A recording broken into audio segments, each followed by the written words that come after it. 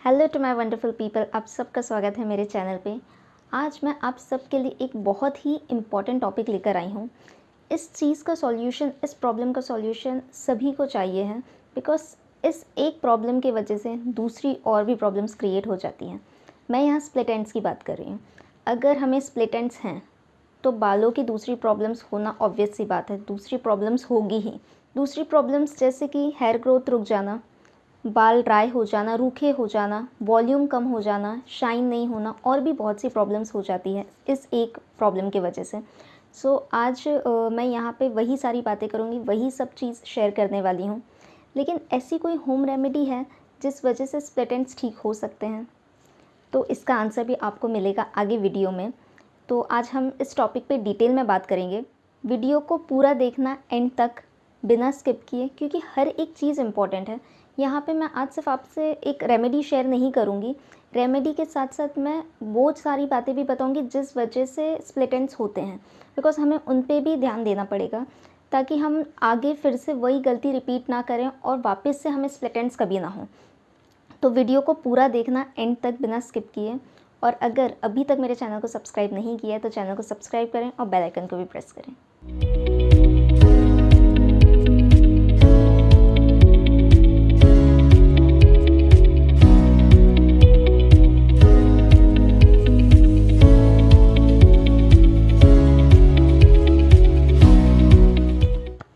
Split ends क्या होता है?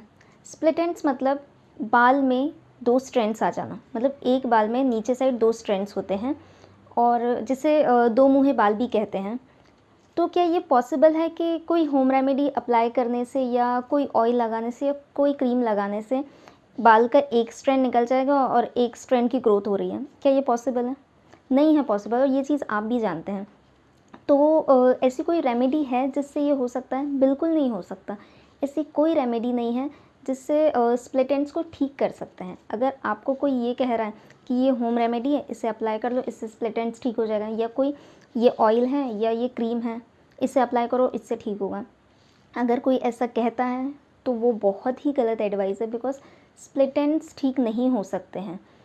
कितना भी महंगा क्रीम हो, कितना भी महंगा ऑयल हो, या कोई भी सस्ती चीज़ हो, इसे ठीक नहीं कर सकती है।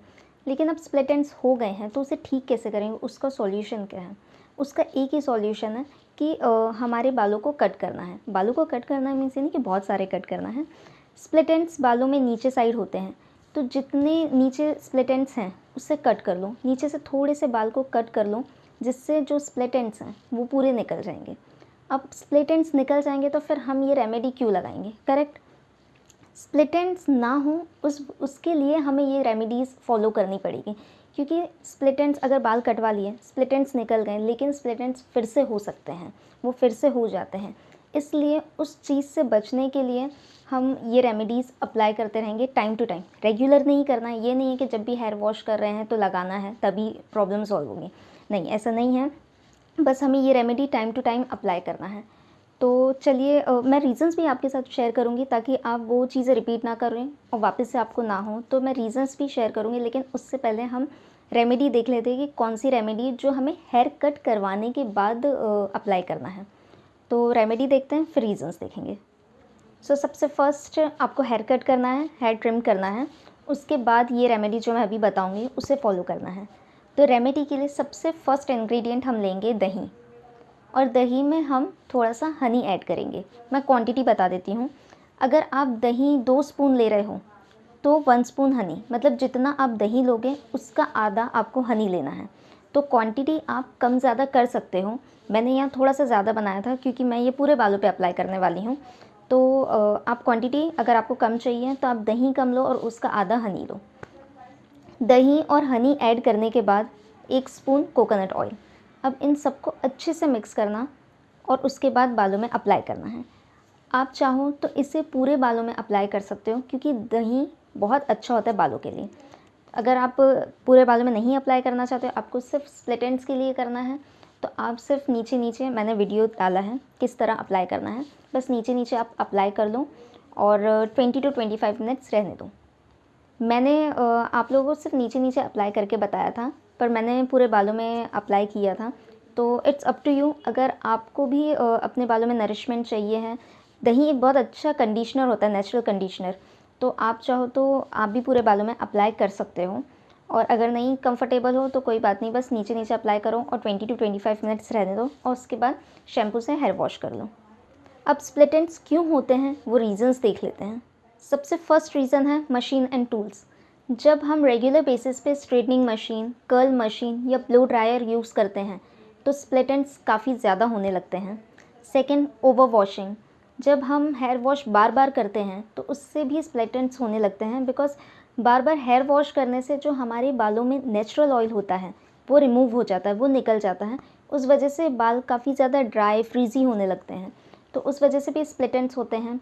और बहुत से लोग ऐसे हैं जिन्हें ये नहीं पता है कि शैम्पू लेंथ में अप्लाई नहीं करते हैं, तो जब वो लेंथ में अप्लाई करते हैं तो उन्हें भी स्प्लिट एंड्स होने लगते हैं।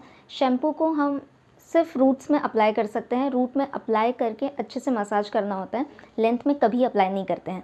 तो अगर ऐसे आप में से कोई हो जो लेंथ में शैम्पू अप्लाई करते हैं तो उससे इमीडिएटली बंद करना, क्योंकि उस वजह से भी स्प्लिट एंड्स की प्रॉब्लम होती है। और जब बाल हमारे गीले होते हैं और हम उस टाइम पे कोम करते हैं तो उससे बाल तो काफ़ी ज़्यादा टूटते ही हैं, पर उससे भी स्प्लिट एंड्स के चांसेस काफ़ी बढ़ जाते हैं। Third, improper oiling. अगर हेयर वॉश से पहले ऑयलिंग नहीं करते हैं तो उस वजह से भी होता है। और सिर्फ हेयर वॉश से पहले ही नहीं, अगर हम बालों में तेल लगाना अवॉइड करते हैं तो उस वजह से भी स्प्लिट एंड्स होते हैं, बिकॉज ऑयल लगाने से हमारे बालों को नरिशमेंट मिलता है। ऑयल हमारे बालों को सिर्फ नरिशमेंट नहीं देता है, अगर हम प्रॉपर ऑयलिंग करेंगे तो उससे हमारे बालों की काफ़ी सारी प्रॉब्लम्स है वो ऐसे ही सॉल्व हो जाएगी।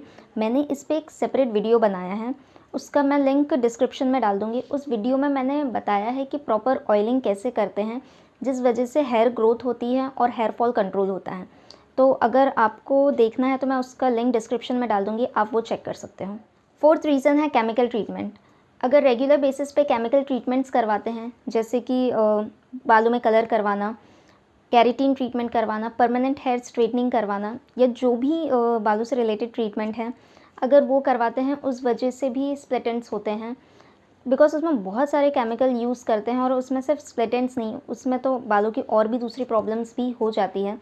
इनिशियली तो वो चीज़ें काफ़ी अच्छी लगती हैं, बट धीरे धीरे वो नेगेटिव इम्पैक्ट देते हैं बालों को, तो ये सारी चीज़ें करवाने से भी स्प्लिट एंड्स होते हैं।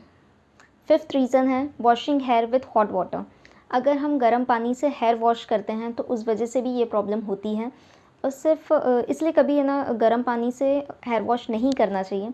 और सिर्फ हेयर वॉश नहीं, गर्म पानी से कभी भी फेस वॉश भी नहीं करना चाहिए, बिकॉज़ गर्म पानी बालों के लिए और स्किन के लिए, फेस के स्किन के लिए बिल्कुल अच्छा नहीं होता है। तो हमेशा कोशिश करो कि जब भी हेयर वॉश करना हो या फेस वॉश करना हो तो नॉर्मल वाटर से ही फेस वॉश या हेयर वॉश करें। Sixth reason is not using conditioner. तो जब भी आप हेयर वॉश करो कंडीशनर ज़रूर लगाओ, बिकॉज़ हमारे बालों को कंडीशनर की ज़रूरत होती है। लेकिन मार्केट वाले कंडीशनर में तो केमिकल होता है, और अभी मैंने रीज़न्स में बताया था कि केमिकल की चीज़ों से स्प्लिट एंड्स होते हैं।